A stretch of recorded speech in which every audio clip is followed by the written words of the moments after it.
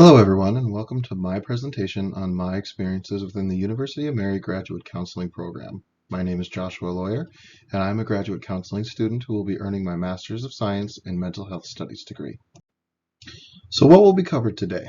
We will begin with a short detail of where all this began, discussion of UMary's mission statement, and how it has all applied to all I have learned and grown these past 3 years of study. To begin, we'll take a step back. The year is 2020, and the coronavirus is running wild, making drastic changes to everyone's lives, including our program. From the first day meeting all of you and my classmates within the Butler Center, the values of this university were present and pervasive. Amidst the fear of infection, fear of failure, and the unknown of graduate studies, we were all given hope. This is a difficult program, and it is changing. Hybrid classes, changing professors, the occasional quarantine, and of course our own life, what was immediately stressed was the importance of community and self-care. This discussion leads well into our next slide. The University of Mary mission. You all know and breathe it, but we had to learn it and know how to make it an integral part of our lives and practice. And without it, I'm not sure I would be the student I am on the other side of this course. Here I picked 4 of the most important in my eyes and most readily applicable to practice. First and foremost to me is that of community. Community is so much to a person, and to a struggling client it can be everything. Without the acceptance and aid of friends, family, neighbors, and others, life can be very hard. I spoke on it a bit in my first paper for this course, and it is still something I believe in. Knowing this is the first value in our Benedictine values and how that relates to the support of our classmates and professors truly makes a difference for us, and it helps us pay it forward in our practice. Without community, we are alone, and we can give that to each of our clients through the knowledge we learn in these classes, trainings, and more to provide resources and options for our clients. What is community without hospitality, respect, and service? Warmth and attentiveness is a pivotal aspect of unconditional positive regard, and service is demanded by our ethical obligations and is integral to the counseling profession as a whole.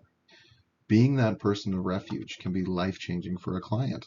It doesn't even have to be anything spectacular. A simple hello or a compliment can make the difference for a client. I firmly believe as well that not only can our clients learn techniques from us, but they can also learn mannerisms and routines.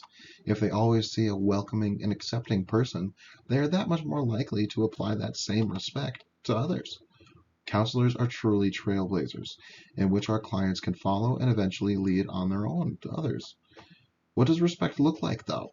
Respect is being able to listen to another person and truly hear them, not be clued by bias or judgment, accept their reality as reality, and be willing to work with them within those parameters that they set. Also, having firm guidelines with clients and structure are another form of respect as well. Showing the client that you care enough to be on time, dress the part, and hold a tidy meeting space just for them can be huge to a client who is maybe opening up for the very first time about something deeply personal. It reminds me very much of when I was at the Kids Therapy Center on how the playroom would be set up. Every single day between each client, the playroom is cleaned, it is organized, it is ready for each kid to be personal for them. It is strictly structured. They know that this is their time to play. It is their time to talk. It is their time to be and do whatever they want it to be. Having that freedom and that structure is life-changing for youth, and it can be for adults as well, knowing that this is their area. And it is something that we should strive to maintain throughout our careers so we can do the most amount of good possible for our clients and for the world as a whole. But now, what does all that mean in the grand scheme of things? How does it apply to me specifically, and how can I put it into practice? These are answered through 2 things: servant leadership and ethical awareness, 2 broad ideas with a myriad of distinctions and facets. So let's apply them to practice. Communication, scholarship, professional distinction, and moral courage make up a professional counselor, and more. Without proper communication, we simply cannot serve our clients effectively. How could we understand their needs or respond to them effectively? Having the moral courage to stand up for a client and tell them what they went through was terrible. Their anger is justified. Their pain is real, and being willing to sit with them through that and walk with them through it takes tremendous strength and fortitude. Without embodying the idea of servant leadership, this is near impossible. We are leaders in our field, advocates for growth, and yet servants to the masses. We are here for them in so many ways, where others might not be. It also brings us to our ethical awareness and the lifelong requirements of such a thing. Our ethics are not simply a rule book. They are a set of strict guidelines to not only protect our clients, but also to protect ourselves. Counseling is a dangerous profession, not just for us, but our clients as well. We may not be directly in harm's path all the time, but we certainly step right into the trenches with the client, as our empathic hearts impel us to it too. These trenches are better fortified and defended through the process of learning and constantly adapting our working knowledge and understanding of the mind in all its facets, constantly growing both as a professional and a person through trainings, self-care, and more. Our jobs are literally service to others. As counselors, we are taking a step outside of our own lives and facing other people's lives and difficulties. As such, this must be done with the utmost respect and professionalism. Without the proper education, understanding of ourselves, and willingness to have that moral courage, this job results in, at best, burnout for us. At worst, a client gets hurt. Without the proper training and knowledge of our own abilities, we may bring someone into a dark place without knowing how to safely bring them out. I am reminded of some of the warnings for the EMDR training that I was given during internship. We were specifically warned that the process is deeply taxing on the human mind and can leave a client and counselor exhausted after even one session, and sometimes requires a week or more to fully rest from that session. Without the proper training and knowledge, you can bring someone into a very deep and personal place, and if you don't know how to get them out, you can do tremendous harm to them. In addition, you must know your own limits as well. There will be times where we venture into areas that we have our own experiences with, and being able to put that aside and look to someone else can be very difficult and dangerous in its own right. Thus, the necessity for proper self-care and supervision. Now, to get a little more personal, some feedback that I have heard over the semesters have varied over the years. Some of the best feedback I have received have been during our residency time. Friendliness, compassion, relatability, tone of voice, and attention to detail when in relation to a client's story have all been strengths that I have heard. Some criticisms have been on avoiding uncomfortable subjects, perhaps passing over cues that have seemed unimportant at the time, awareness of body position and nonverbal communication, and organization skills. Growing a greater awareness of these things has been a constant battle for me as I have learned to be more in tune with myself through feedback and applicability. I have always done my best to learn from my mistakes and readily seek to fix them, whether it be through practicing new techniques with classmates, proofreading work, double-checking sources, or seeking new ways to organize my thinking and scheduling. Multiculturalism has been something that has always been a focus and a fascination of mine. Ever since I first took sociology, I've been enthralled by the differences between people and how they relate to a person's life. It is something that has always been a large contradiction of our profession. Treat everyone the same, but you had better keep that origin in mind when helping that person. Learning this and applying it for me has looked like simply asking questions and being intentionally studious to the answers. You have to want to know about your client, truly desire to know who they are and what makes them who they are. Without this mindset, you could easily misunderstand, offend, or even lose a client due to a careless word or mannerism. I would say that the first real instance of this was outside of a counseling view. This was a situation in which I was in my undergraduate career, and there was a teammate of mine who was from the Bahamas, and she was of the African heritage, and I mistook a situation where we were doing an exercise, and it was colder out, but she was really having a struggle with breathing as we were running up this very large hill. And as other teammates, we advised to her that she should try wearing a face mask to try and keep her oxygen rates up by keeping her air warmer. And she was very concerned by this idea because it would cover her face. And at first, I very much did not understand this. It was like, why would this be an issue, Selena? This is not gonna, um, this shouldn't be an issue. We're all wearing face masks. Why can't you wear a face mask? And she very seriously stated that she's black, and covering her face, she could be seen as a dangerous person. And in America, that this is something that she needs to be aware of. And she was told when she came to our country that this is something she needed to be aware of.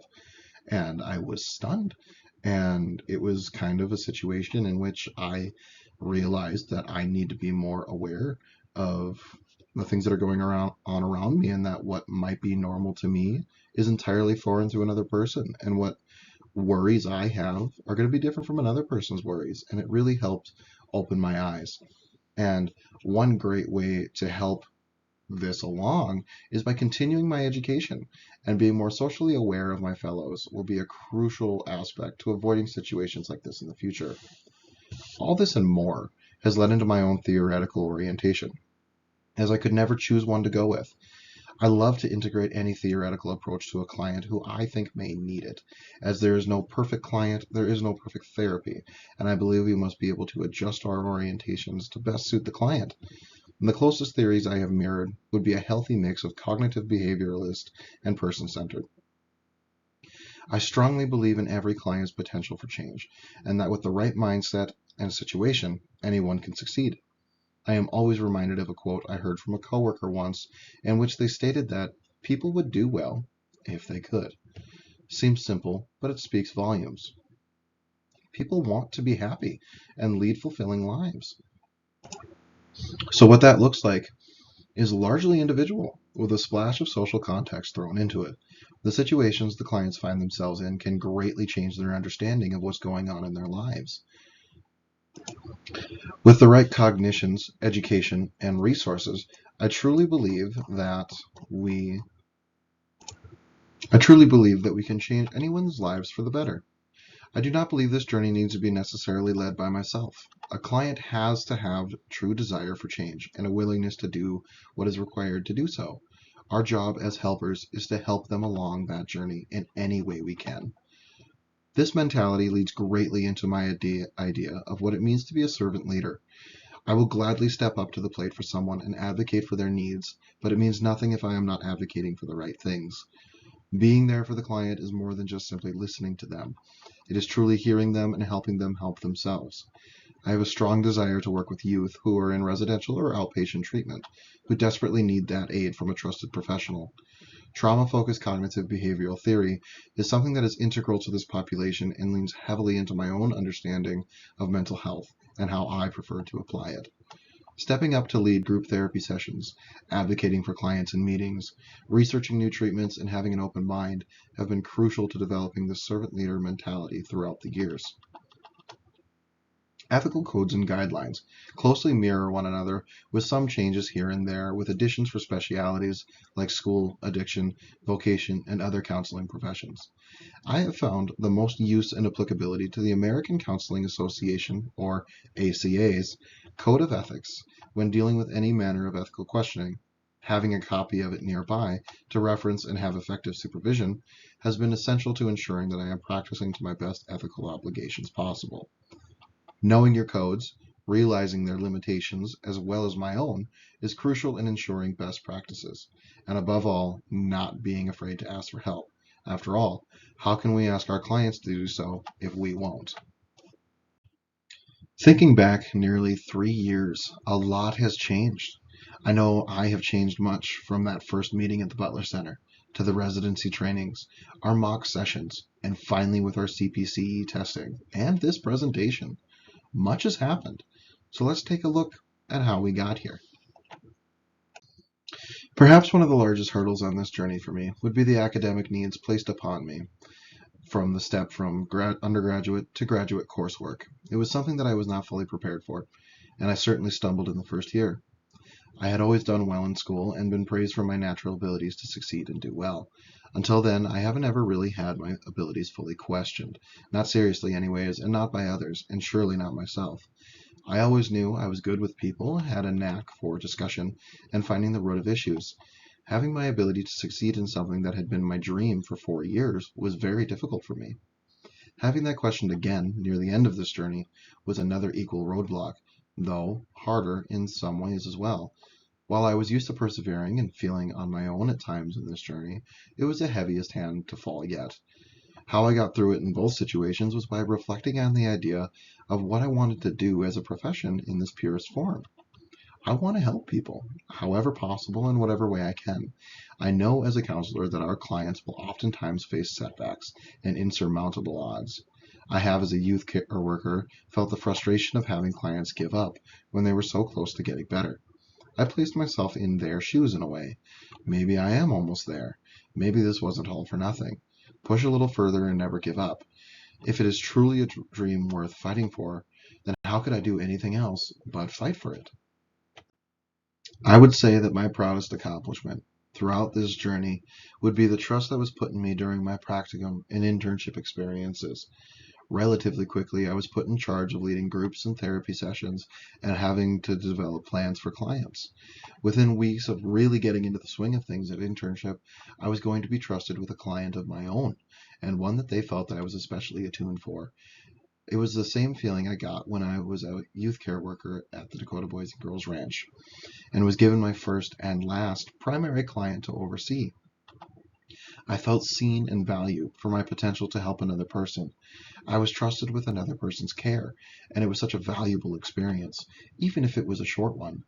I will never forget that before I left the ranch, I had a client who told me that due to what we as youth care workers, and specifically some of the work that they and I had done, that they finally started to look forward to the future. The past didn't rule them anymore. While I felt so proud, it wasn't for anything I particularly did. The realization was that they did the work to get there, and I was simply the lucky helper to be a support and give that servant leadership to help them be successful.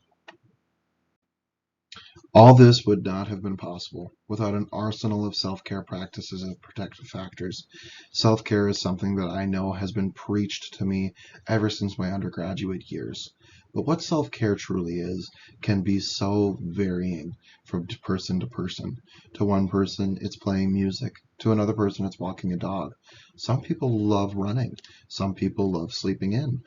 I personally have always enjoyed playing video games, reading a book, doing all manner of things. And as the years have gone by, I've had to adapt. I've had other new experiences. I've had to figure out new ways that work and some that don't.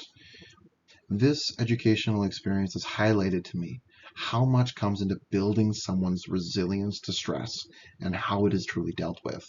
My family, my fiance, my friends, and my work have always been cup fillers for me, and it has become more and more apparent to me how necessary they are for me and how necessary they may be for other people. Taking time to myself, to truly be myself, has also been an absolute need. If anything else, this education has really helped me figure out who I am, what my needs are, and who I want to be. For instance, I know that when I was in undergrad, I was so focused on who I thought I needed to be, the grades I needed to have, the degree I needed to get, the jobs I needed to line up. I don't think I was ever truly happy when I was in that situation. Now that I'm on the other side of things, I went through our graduate courses. I went through the self-care techniques. I went through the internships, the practicums, residency, all of these different classes. Now I am more focused on who I want to be, and I don't think I've ever been happier. The past 3 years have been some of the most stressful in my life, and my body has started to feel its effects. I know if I don't keep up with my self-care, I feel more tired. I feel more stressed. I've had heart issues. I've had to go to the doctor for various things. I've not been able to sleep as well. But when I really demand on myself to really look into that self-care, take time for myself, taking the time to read a good book, not necessarily just the books for class, truly taking days off from everything, not just homework. If you're not at work, be at home, be with the people that bring you joy, do what makes you happy, be silly with kids, do something that makes you laugh, and just living the life that you can has changed my outlook so much. Without these being put so firmly in place ahead of time, I truly think some of these obstacles would have buckled me. With the supports I have now, I feel far lighter and see more possibilities than ever before. I sleep better than ever before for sure. Reflecting on it all, I would say that working through this, reviewing the years, rereading the notes and grades, it is astonishing to see how much has changed. Everything from just the way I write, the way that I view problems, the way that I speak to my coworkers, all of this and more has changed and adapted with the education that I've received. Where I was and where I am now, I knew it would be a journey, but I could never have guessed it would lead to right here. So what is next for me? It's a very difficult question. A lot of people like to think between 5 years and 10 years looking ahead to see where they will go. Well, I know for certain if I went back to the beginning where I had just came out of high school and I said, where am I going to be in 5 years? It probably would not have been grad school. I did not know exactly what degree I was going to be seeking. I knew I wanted to help people, though. I knew that I was helped greatly by counselors as a child, and so I knew that mental health was something I was interested in. To this day, I'm still not totally certain. I love counseling and I love helping people, but I am very excited to see where I end up with this new career path that has been laid in front of me. My counseling career has been stalled once again, but it has also opened my eyes to other possible opportunities. I feel as if I have had blinders on, and not just me either. My whole family, when they heard I wasn't getting licensed at this point in time and was getting a different degree, were dumbfounded. What would I do? What jobs were there? What else is there other than counseling? I think they were more distraught than I was, though. Even when I was an undergrad, I didn't know what I necessarily wanted to do, but I knew I wanted to help people. I knew that is what I wanted. Even with the blinders on, keeping me focused on counseling, I knew that that was the core of what I wanted to do. They couldn't and perhaps still don't see what the last 7 years have meant for me. And I think for a time I didn't either. Many see it as a waste. And I know I personally have asked that question. Did I waste the last 7 years? Did I waste the time, the money, and the resources to try and get this degree? I don't think so, though. With a lot of reflection, going through this portfolio, talking with people, reviewing notes, I do know one thing. I am a Master of Science. I have had 3 years of mental health studies. I had 4 years of undergraduate degree work before that. This degree has given me knowledge and experience to better understand what it means to be a person, which is exactly what I wanted to know when I started this whole thing out 7 years ago. And I could do any number of things with that knowledge. I do plan on finishing my original degree within the near future, and hopefully within the next 10 years, I will have found a home in a treatment center somewhere. If not, though, I know I was trained to help people, and I was given all the tools to do exactly that here. What I do with those tools is entirely up to me and my imagination. All I know is my next step is to help the next person in line as best as I can. And that is enough for me, whether it be in a school, whether it be through vocational counseling, whether it be addiction, whether it be the original clinical mental health. All I know is that this is the field for me. I want to help people, and I think I'm doing well. And I'm excited for what the future holds. All right, here we are. 7 years, hundreds of papers, a multitude of presentations. We've reached the end, though it really is a beginning of sorts. I have learned much from this place and will continue to learn more for years to come. The textbooks and resources that have been given will continue to be useful for years to come. The experiences, a lifetime. I am so grateful for all the opportunities that have been given to me here at the University of Mary, and I truly believe that it has prepared me as best as I can to be a servant leader within the community in any way possible. Now, I believe we have some time for some questions. Who wants to start?